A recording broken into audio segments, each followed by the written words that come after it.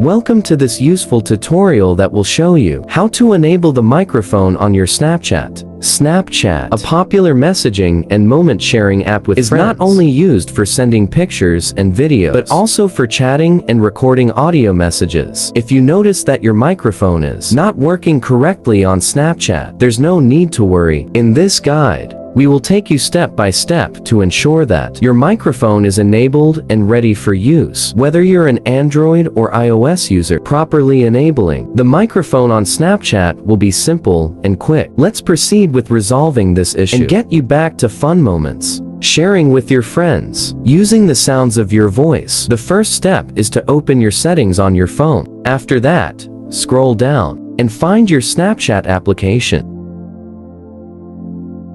Once you've found it, click on it.